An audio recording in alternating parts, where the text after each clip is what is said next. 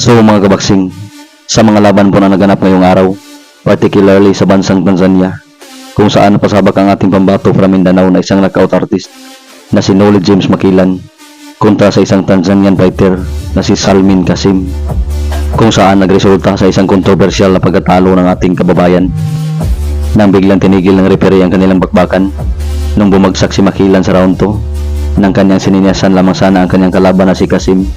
Natataasan pa nito ang kanyang mga bitaw dahil ilang bisis na siyang nalublo.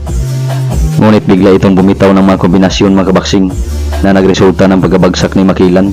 Agad naman sana itong tumayo mga kabaksing para ituloy ang laban. Ngunit laking gulat na lang niya nang tinigil ng referee na hindi naman siya nagrugi.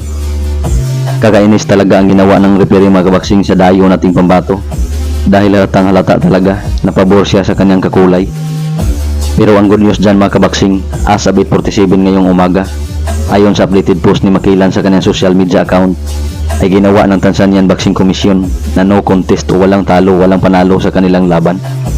Dahil mismo ang mga Tanzanian boxing fans ay hindi kumbinsido sa ginawa ng referee.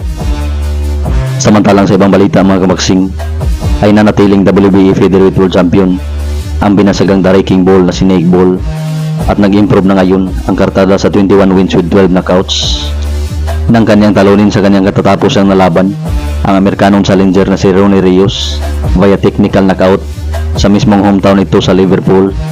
3 beses pinabagsak ng kampiyon na si Nick Ball ang kanyang kalabang si Rios mga kabaksing, isa sa round 3, isa sa round 7 at ang sa round 10 na tumapos sa laban na muntik pang mahulog sa ring si Rios. Dahil sa kanyang pagkatalo ay nalasap ni Rios ang kanyang ikalimang pagkabigo na may 34 wins with 17 knockout.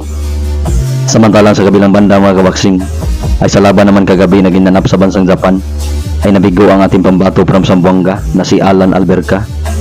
Ito ay matapos siyang talunin sa Japanese former world champion na si Kenichi Ogawa via knockout sa round 4. 3 beses bumagsak si Alberca mga kabaksing, kung saan sa round 1 pa lamang ay agad itong bumagsak matapos ang 1-2 kombinasyon ng hapon. Sa round 3 ay muling bumagsak ang ating pambatong si Alberca hanggang sa pagsapit ng round 4 ay daw na tinapos ng hapon matapos ang solidong binitawan na isang right hook na hindi na nakabangon at nagresulta ng pagka-knockout ng ating pambato.